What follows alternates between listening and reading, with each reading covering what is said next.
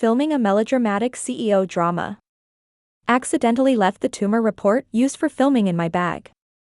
During dinner, Henry, who is only a surface husband to me, suddenly asked, "How many months left?" Thinking he was referring to our 2-year marriage contract, I replied, "Almost done, probably just 2 months left."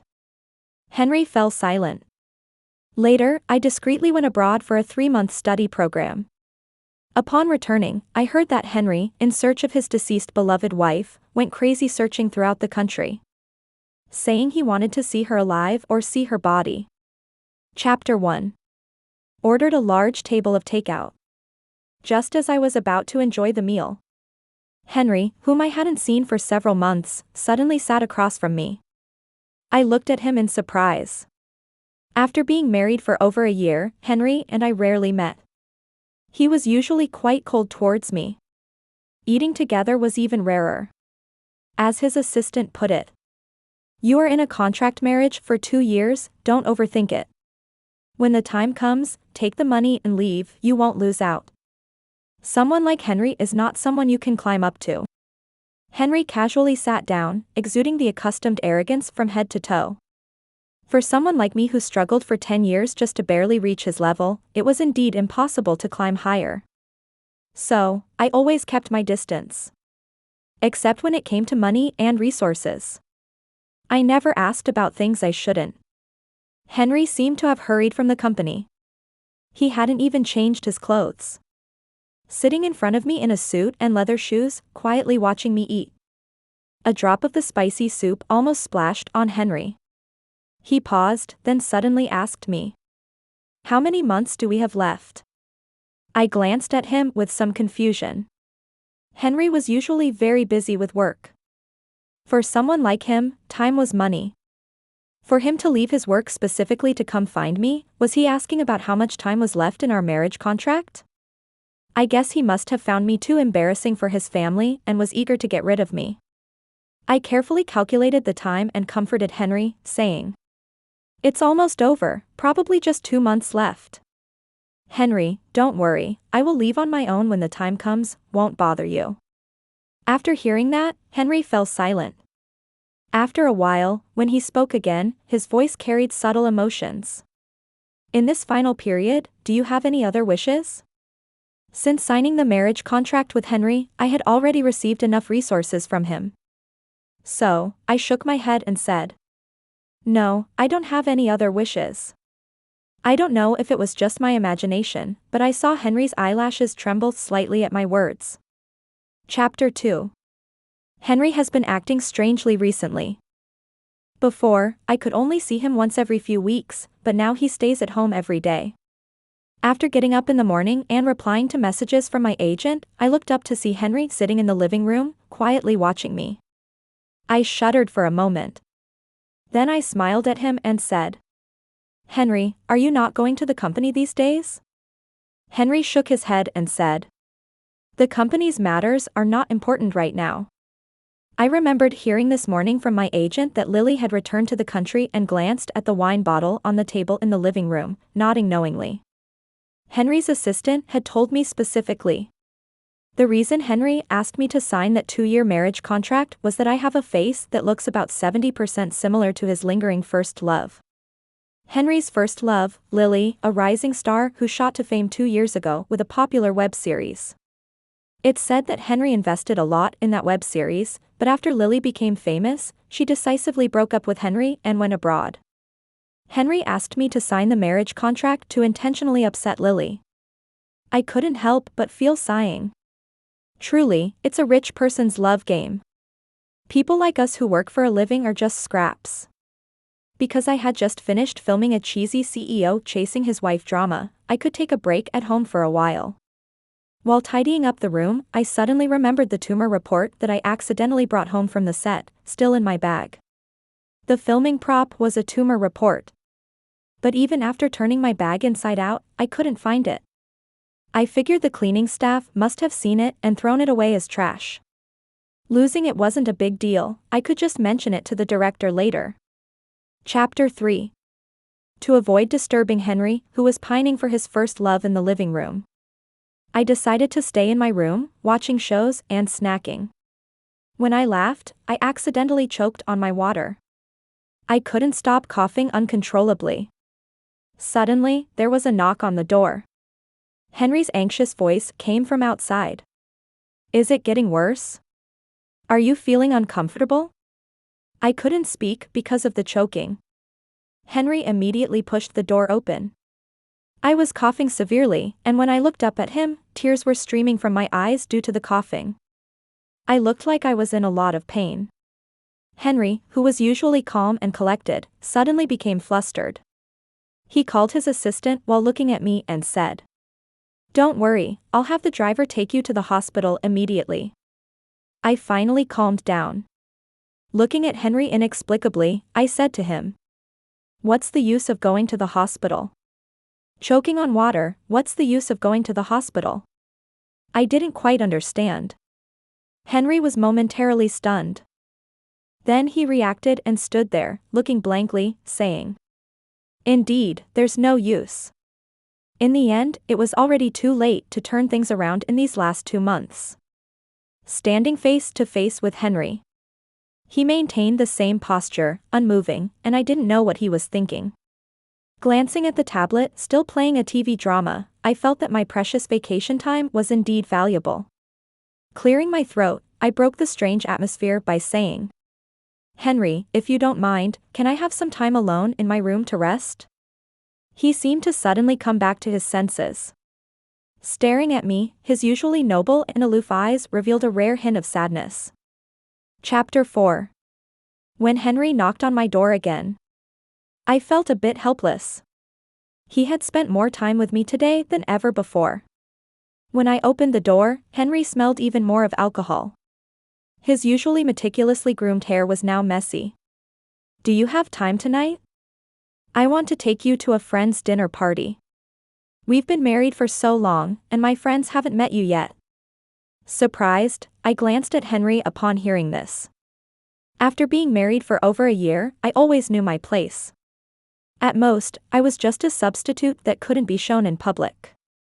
Wasn't Henry afraid of losing face by taking me to meet his friends? Or was it because Lily was back in the country today, and he wanted to embarrass me in front of his friends to get Lily's attention? After thinking for a while, I asked Henry, "Is Lily also going to be there tonight?" Henry's expression flashed with a moment of confusion.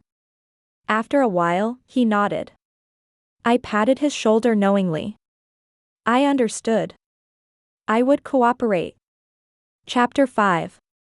Most of Henry's friends were rich and powerful young gentlemen. Just the clothes they wore could match my entire movie earnings.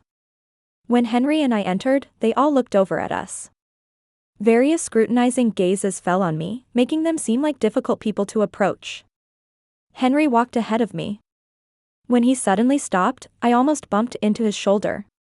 Then I realized that someone seemed to gently hold my hand.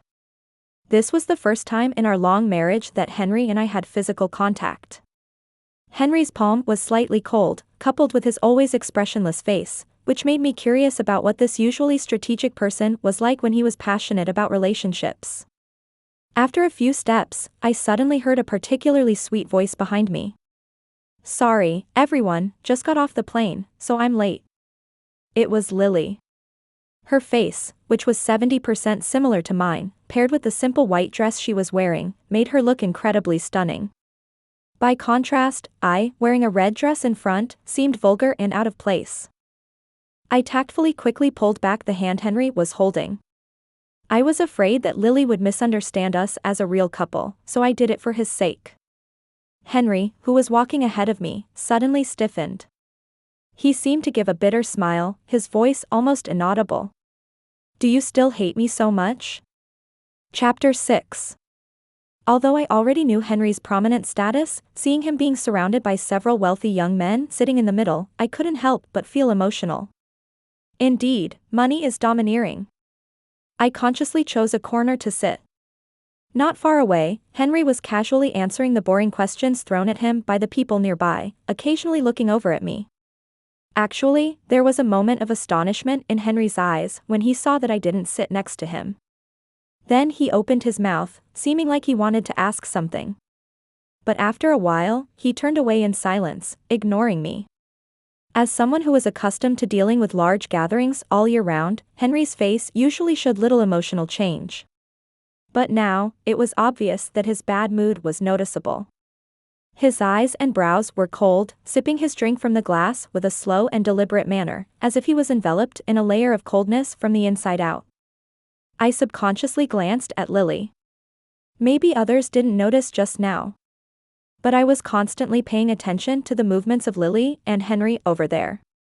I saw Lily deliberately walk past Henry as if she hadn't seen him just now, greeting everyone present while ignoring Henry. Indeed, those rumors circulating online about Henry and Lily were true. Next to Henry, Ethan, who had a better relationship with him, took advantage of the moment when no one was paying attention, nudged Henry's shoulder, jokingly saying, "What, you two still haven't found a chance to clear things up?" Henry, feeling a bit annoyed, pressed his brow, "Not yet."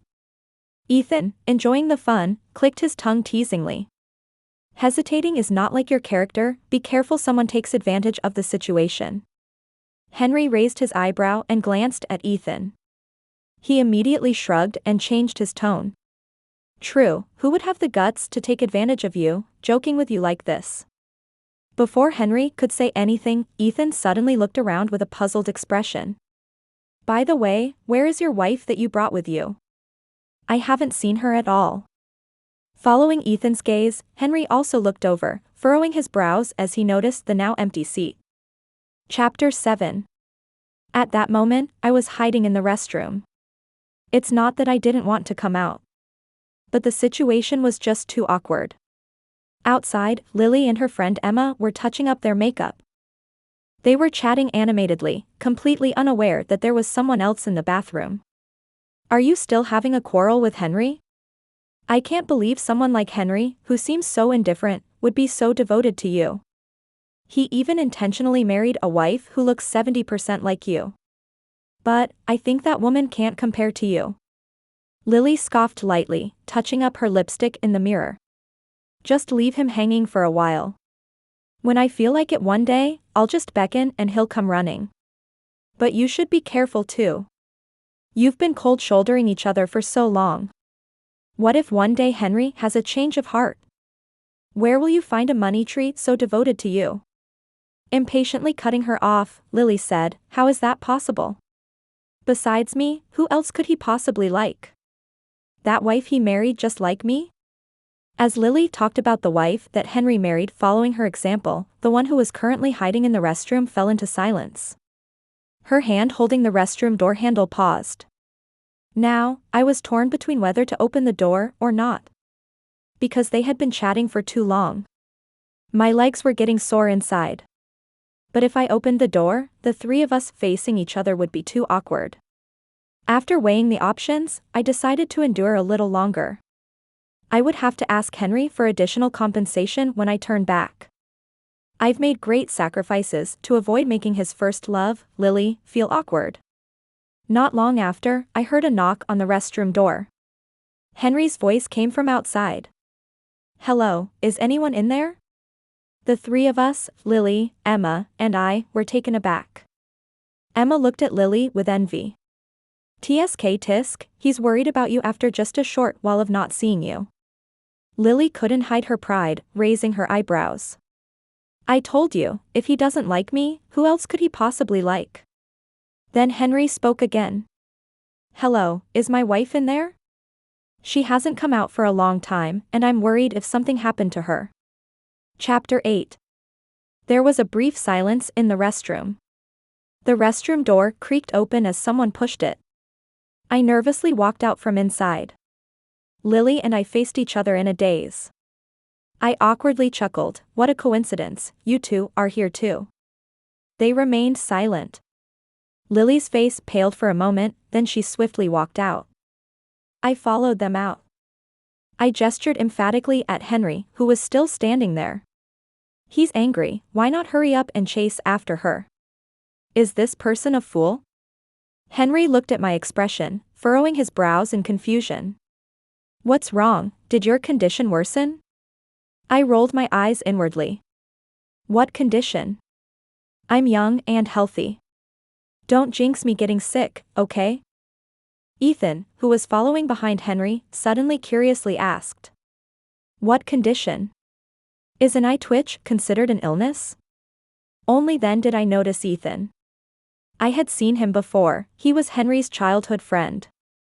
He leaned lazily against the wall, looking disheveled, with a flirtatious demeanor. I heard he had had numerous girlfriends. Today, he brought a very special girlfriend to the dinner party, sitting next to me. She was a college student, dressed simply in jeans and a sweatshirt among the extravagantly dressed guests. She looked innocent and obedient, letting me trick her into drinking with me when she had nothing else to do. I silently scorned Ethan in my mind. Scum like you are the one with the eye twitch, your whole family has eye twitches. Henry didn't explain further, he just calmly replied to Ethan. You wouldn't understand. Ethan was speechless. He turned to look at me. Actually, I didn't understand either. But as Henry's contracted wife, I will never ask about things I shouldn't care about. Chapter 9.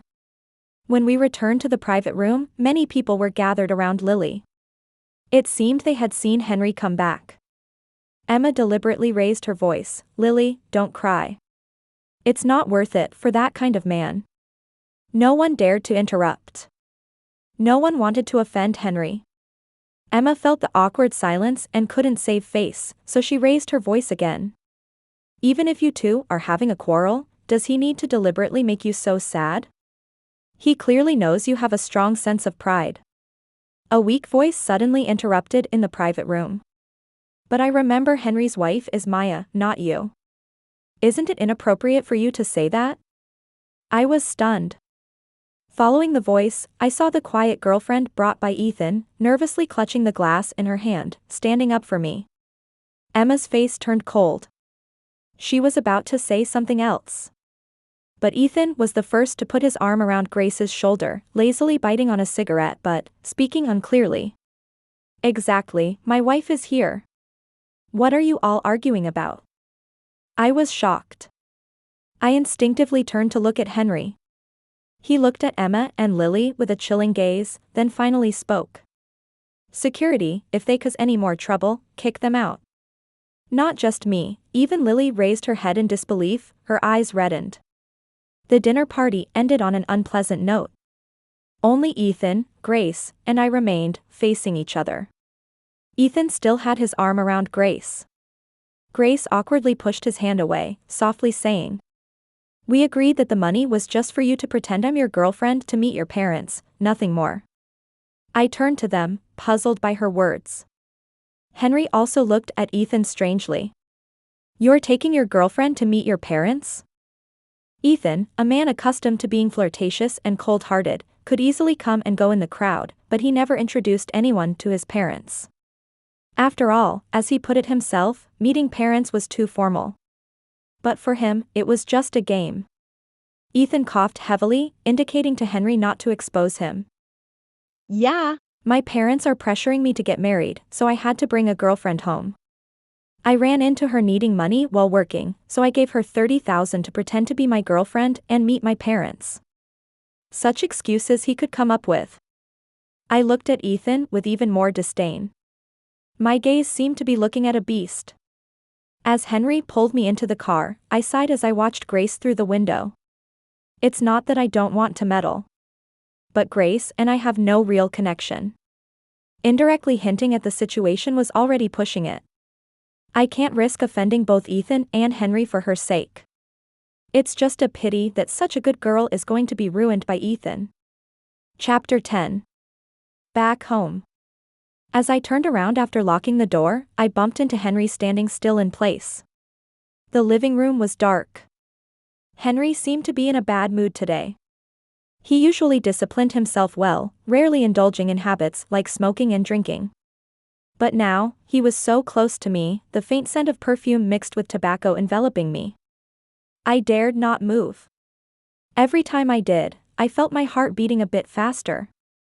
After a while, I heard Henry's slightly hoarse voice saying, Maya, I have something to tell you. The atmosphere felt oddly tense. I nervously replied, "Go ahead." And then, as if suddenly remembering something, I added, "Oh, by the way, I also have something to tell you." Suddenly, a phone rang, interrupting Henry before he could speak. After hesitating for a moment, he answered the call. It was from his assistant. Henry's eyebrows furrowed suddenly. "What? Funding cut off?" He hurriedly left, and as he closed the door, he paused, turned back, and said to me, "Wait for me, I'll be back soon." Chapter 11. But for several days, I didn't see Henry. Seeing how busy he was, I didn't want to disturb him further. I didn't even tell him about my plans to study abroad. Since acting still required more learning, I followed my friend's advice and chose to study abroad for 3 months discreetly. When I boarded the plane, I had everything planned out. 3 months of studying. By the time I returned, it would be close to the end of the contract period I had with Henry. Not being seen by Henry at home would make things easier for him too. When the time came, I would handle the divorce directly and focus on my career. When I arrived abroad, sticking to my frugal habits, I specifically got a new international phone card. 3 months passed. I felt like I was isolated from the world, fully immersing myself in my studies. Until I returned home again. As soon as I landed, I switched back to my original phone card. 99 plus phone calls and overflowing messages made me fall into a moment of contemplation. I did mention studying abroad to my parents living in the countryside. With few friends around, only my best friend knew about my plans to study abroad. Regarding my agent and the company, I specifically requested a leave of absence. An automatically delivered message popped up. From a public account called Entertainment Gossip Guide. Shocking. Another heart-wrenching love story. In search of his deceased beloved wife, the CEO of Rivera Holdings scoured the country just to see his love one last time. I read this sentence over and over again, standing in the wind, feeling disheveled. Rivera Holdings CEO is Henry, the one I know. But I don't know if I misunderstood, or if Henry has remarried. Who is this deceased beloved wife referring to? Chapter 12. Back at Henry's villa. The house was very quiet. All the furnishings were exactly the same as when I left. Even the juice I forgot to throw away was still sitting on the table untouched. I fell silent. 3 months had passed. Things must have fermented by now. My room was locked, I couldn't even get my passbook. That was my salary saved up for over 10 years. Feeling frustrated, I sat down on the sofa. There were bottles and cigarette butts scattered all over the living room. It seemed like the cleaning lady hadn't been here for a few months. I had to pick up a broom and clean up. Decided to tidy up the house one last time before the contract ended. The villa's door opened at that moment. It was Henry coming home from work. It was only 2 p.m. Henry was a workaholic, usually still in a meeting at this time. But now, he wasn't wearing a tie, dressed casually in leisure wear, with red eyes and some stubble on his face. Henry was always neat and disciplined, usually impeccably dressed in a suit, looking dignified and aloof. But now, he looked so disheveled that I wondered if his company had gone bankrupt. Henry took off his coat. As he looked up, his eyes met mine as I sat on the sofa. He stared blankly for a moment. Then he lowered his head, rubbed his eyes wearily, and self-deprecatingly said, "I haven't slept well for a few days, how am I still hallucinating?" I was speechless. Then I spoke, "What hallucination?" "I'm doing just fine." Henry paused his movements. He stared at me blankly. After a while, he suddenly took a few steps forward. Grabbing the half-empty bottle of beer in the living room, he took a big gulp. He walked straight up to me. He stared at me intently, his throat rolling slightly. The smell of alcohol all over him made me realize that Henry was probably not very sober at the moment. I began to sense something was wrong. Then suddenly, Henry lifted my chin, seemingly with force, leaned down and forcefully bit my lips. He held me tightly with one hand, the other hand slipping under my clothes. Years of flipping through documents had left a thin layer of calluses on Henry's hands, rubbing against my skin uncomfortably and strangely.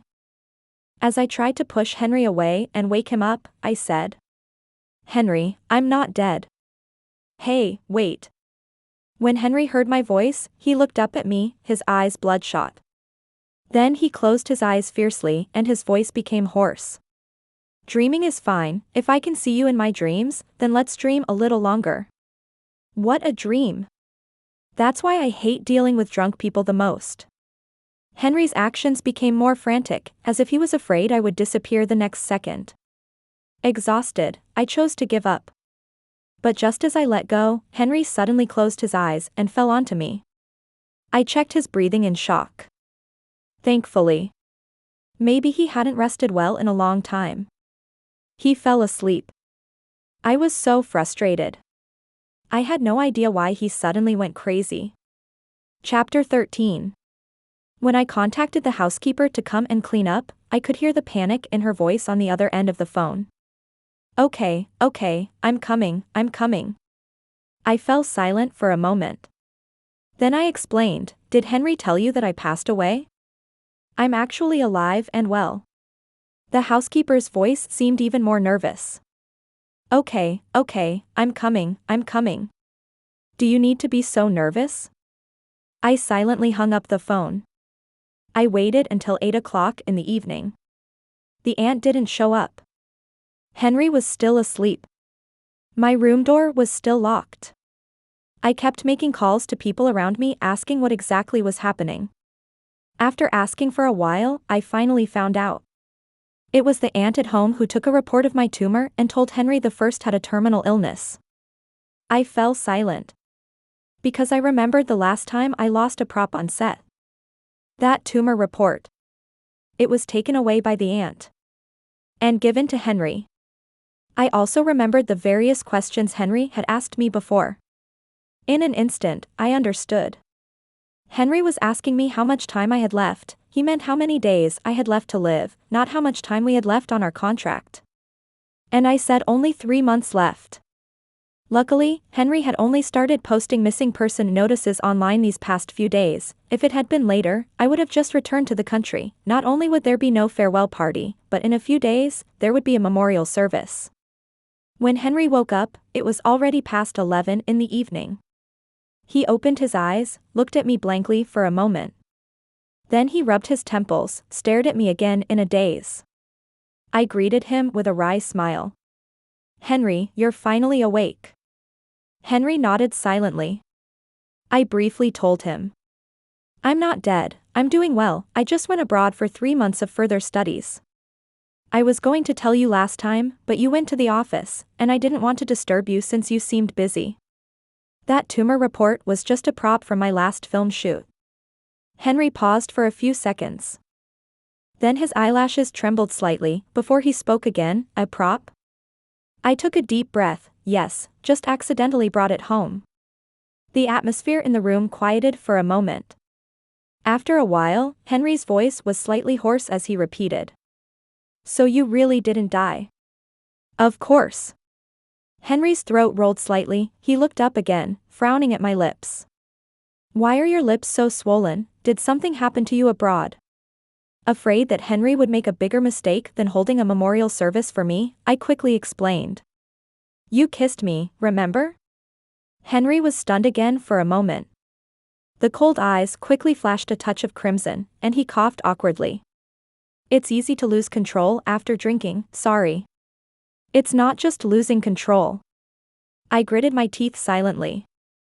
"Forget it, since the misunderstanding has been cleared up, I brought up the main issue with Henry. By the way, this time I rushed back to handle divorce procedures. Our 2-year marriage contract has expired. Are you free tomorrow?" Chapter 14. "I'm not free," Henry immediately replied.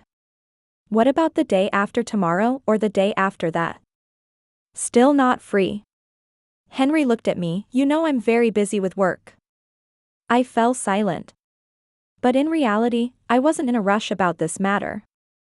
I rushed back only because I thought Henry was eager to divorce me. After all, wasn't he trying to win Lily back? And now, after carefully thinking about this misunderstanding, I suddenly felt something was off. I could sense that Henry seemed to have particularly strong feelings for me. But, wasn't I just a substitute for Lily? During the time right after marrying Henry, I did have some different thoughts about him. After all, Henry did have a face that would make any young girl fall for him, and after more than a year of being together, even the most detestable person would inevitably develop some different feelings. But soon, I repeatedly admonished myself. Henry and I were from different circles. He already had someone he couldn't forget. I could fall for anyone, but I couldn't let my feelings look so insignificant. So I always deliberately avoided getting involved in Henry's life. I never asked about things that didn't concern me. Any inappropriate feelings, I cut them off at the source. I didn't know if Henry's feelings towards me at this moment were based on the habit of being together for more than a year due to the contract, or if he simply had a pure admiration for me as a substitute for Lily. But I couldn't accept either of these. So I smiled faintly at Henry and said, "You pick a time, let's quickly handle the divorce procedures. I won't disturb you these days, I'll rent a place to stay outside first." Chapter 15. The next time I saw Lily was when she came to the house to find me on her own initiative. She looked me up and down, took a sip of tea confidently, and then spoke slowly. "Do you know why Henry married you?" I calmly nodded and said her words for her. "I know, because I look somewhat like you, he took me as your substitute." Lily paused for a moment, then sneered. "Since you know, why are you still hanging around him, bothering me? You should know, as long as I show a little softness to Henry, he will hurry back to find me." I honestly replied, "I know, so we will divorce in these few days." Lily clearly didn't expect me to be so understanding. She opened her mouth, then fell silent, seemingly unsure of what to say next. After a moment, she coldly snorted. "Good that you know, don't bother him anymore in the future." Just as Lily was about to leave, she opened the door and came face to face with Henry standing at the doorway. Apparently, he had been listening for quite some time. I felt a bit embarrassed for both of them. Lily looked at Henry, her eyes suddenly reddening slightly, half-jokingly said, "Henry, I know I was wrong, it's my fault, I shouldn't have run abroad. As long as you come back to me, I won't run around anymore, okay?" Henry, however, furrowed his brows and stepped back slightly. "Lily, please have some self-respect. Don't say things that could be misunderstood." Lily paused for a moment, her naturally proud personality now facing being rebuffed for the first time after admitting a mistake. She became angry directly. "What do you mean, Henry? I already admitted my mistake to you, what more do you want?" Henry calmly looked at her. "What do I want? Shouldn't I be the one asking you that? What do you really want by constantly bothering me?" I was shocked. I felt like I was about to hear some major gossip. Then Henry continued, "You've been intentionally creating scandals with me to boost your popularity. I let it slide before, but what more do you want now?" He then turned to me, who was completely absorbed in listening to the gossip, raised an eyebrow and said, "Are you just going to stand there and watch the show? I didn't finish what I wanted to tell you last time before you left. Today, I'll make everything clear." Chapter 16. After hearing what Henry had to say, I felt like it was indeed a shocking piece of gossip. Because when Lily's investor ran off during the filming of a web series, the director sent Lily to attend a dinner to attract sponsorship. It was supposed to be for sponsorship, but in reality, it was more about hidden rules. Coincidentally, at this dinner, Lily encountered Henry. Seeing Lily being harassed by a wealthy man, Henry stepped in to help her and ended up funding the entire production. Henry had always maintained a clean image, unlike other wealthy heirs who were often surrounded by women. So when this incident occurred, rumors started circulating that Lily was Henry's unattainable first love. Due to Henry's background and status, many people tried to please Lily to impress Henry. Driven by vanity, Lily intentionally didn't clarify the situation, allowing rumors to spread. Over time, even she began to believe those gossip stories. If Henry didn't like her, why would he spend so much money on a poorly reviewed web series with a girl he had no personal connection to? If Henry didn't like her, why didn't he proactively clarify these rumors? However, this time, Henry didn't give Lily any face. His expression towards Lily turned slightly cold. Do you know why I've been too lazy to bother with the things you've done? Typically, any celebrity who offended Henry not only wouldn't disappear but would become even more popular. Lily, you really should thank your own face. I widened my eyes in shock. In the end, are we both just substitutes? Henry looked at me with a hint of amusement, then ruffled my hair, saying, "Remember when we first met on the plane?" Of course, I remembered. After I found out about Henry's identity later, I worried and fretted for a long time. My first meeting with Henry was on a plane. At that time, Henry had just returned from studying abroad. I'm naturally outgoing. It was evident from the moment I met Grace and easily convinced her to drink. I'm truly carefree. Back then, I deliberately struck up a conversation with Henry on the plane because I found him handsome. I told him that I was actually a star, just not a very famous one. Henry, looking at the financial newspaper in his hand, said succinctly, Then I pointed to a towering building almost disappearing into the clouds and said, "That's my father's company." Henry finally reacted. He looked at me with a hint of surprise. Then he pointed to a taller building nearby and said, "What a coincidence, my father's company is right next to it." Silently, I mocked him in my mind. Bluffing without preparation. I casually made up a story, but he went even further. Who didn't know that the tallest building in the city center belonged to Rivera Holdings? Was he really the son of the chairman of Rivera Holdings?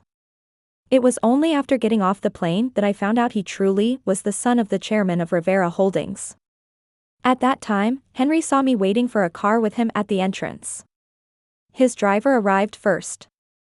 Henry turned to me and asked, "Shall I give you a ride? Since I'll be going to your company later to see Aunt Bess, you must be her daughter, right?" I awkwardly declined. But Henry gave me a faint smile, his charming face enough to make any girl swoon, instantly shattering my composure. "Aunt Bess has done favors for my father, no problem, I'll give you a ride." The next second, I said, "Okay, let's go." But when we reached the company entrance, I refused to get out of the car. I said I was hungry. I persuaded Henry to have wonton noodles at a nearby stall.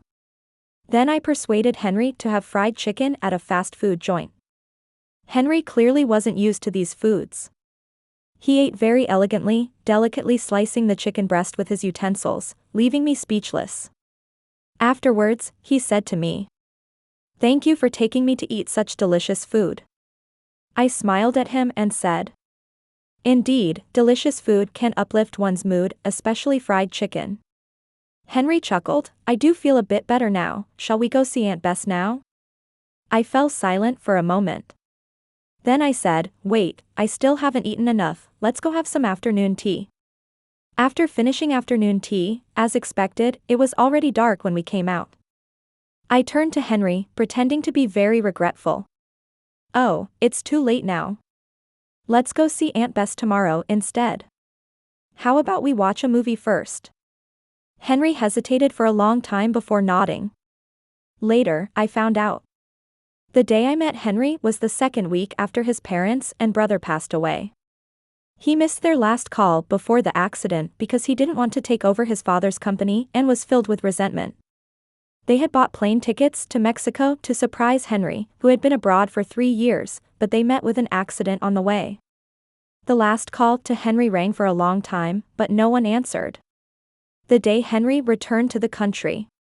Originally, he planned to meet the last few important people in his life before finding a place to end his life. But he happened to meet me, who was attracted to his good looks. I kept him company from dawn till dusk. It was quite a coincidence. The young master who was used to eating delicacies for the first time enjoyed eating skewers at a roadside stall. He forgot about the nightmares of the night and the pain of losing his loved ones. Suddenly, he thought, it shouldn't be now. There were things he hadn't seen, explored, or tried yet, and he should do them one by one. So, it shouldn't be now. For a long time after that, I didn't see Henry again. I focused on my acting, even though everything I filmed turned out to be a mess. When I heard news about Henry again, it was on Weibo. First, I saw that he, at such a young age, had taken back his father's shares and become the CEO of Rivera Holdings. Then I saw the rumors about him and Lily. Later, I ran into Henry a few times at dinner parties. He was surrounded by admirers in the center. I sat with the director in the far corner. Then Henry suddenly contacted me, saying he wanted to sign a 2-year marriage contract with me. He would pay me $6 million upfront and another $8 million later. Upon hearing this incredible offer, just to be safe, I asked his assistant why he wanted to sign this marriage contract with me. Henry's assistant, who was aware of the rumors about Henry and Lily, warned me not to overthink it, saying that Henry was only with me because my face bore a striking resemblance to Lily's. I didn't feel particularly disappointed. After all, I had only met Henry once. How could someone like him be interested in me? In fact, at the beginning of our marriage, I couldn't help but have some hopes deep down. After all, from the first time I saw Henry, it was clear to me that his face fit my aesthetic perfectly. But after we got married, Henry remained distant towards me. Gradually, I stopped holding on to any hope. Just focus on doing my own thing. I clearly understand that between us, it's just a transaction. Chapter 17. After learning the truth from Henry, I touched the spot on my chest where my heart seemed to be beating a little faster. I felt it might be because I was in a good mood. Then, belatedly, I asked Henry. So, you fell in love with me at first sight? After a moment of silence, Henry denied, that's not the case. Feeling a bit disappointed, I said, oh. In fact, when I initially signed the marriage contract with you, I just wanted to experience everything I hadn't tried before in my life before it ended. I found you interesting, and I happened to have never been in love before. I thought I would get tired of it after 2 years, but then he started inexplicably caring more and more about me, only realizing the depth of his feelings when he found out I only had 2 months left to live. He realized that some emotions are only revealed when the storm comes and exposes a glimpse of the naked rock beneath. This kind of feeling is not habitual companionship, but a liking that is only recognized when on the brink of losing it. I looked at Henry speechlessly and said, "Why didn't you say so earlier? Why go through all this trouble? Why not just clarify things earlier?" Henry cleared his throat awkwardly. "I always thought you disliked me. Ethan later told me that signing that contract with you was wrong. It made you think I saw you as a commodity, didn't respect you, and your attitude towards me was always reluctant, always eager to distance yourself from me, like at the last dinner party. You didn't even want to sit with me, right?" I fell into an eerie silence. I wondered if my moral standards were too low. Otherwise, why did I only think about the joy of becoming extremely rich when I found out I would receive over $10 million for signing that marriage contract, without considering whether it was respectful or not? After a while, I told Henry, "Tell Ethan that he misunderstood.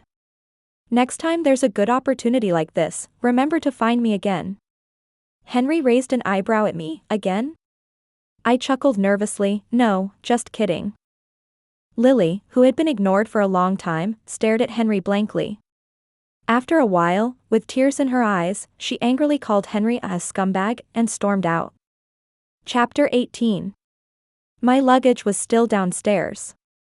Originally, I was planning to pack up and leave Henry's house today.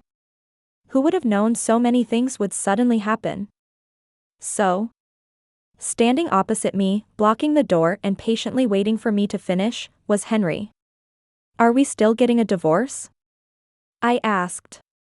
Henry looked at me amusingly. "What do you think?" After some thought, I added, "But you haven't paid the $8 million deposit yet. If we don't divorce, I'll be at a loss." Henry chuckled in exasperation. "A loss? If we don't divorce, you can have several $8 million, no problem." I nodded and said, "All right then." Henry repeated my words incredulously. "All right then?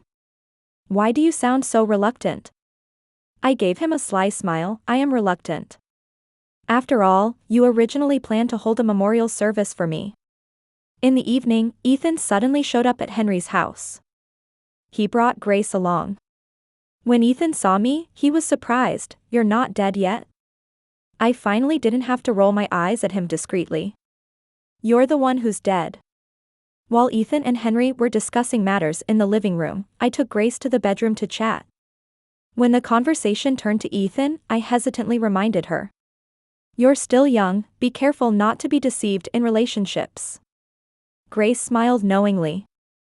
"I know what you're trying to say, I know all about Ethan." "You know?" I was surprised. Grace nodded. "I know he's a jerk, and I know he lied about me pretending to be his girlfriend." But Grace's eyes were bright and pure, like they held stars.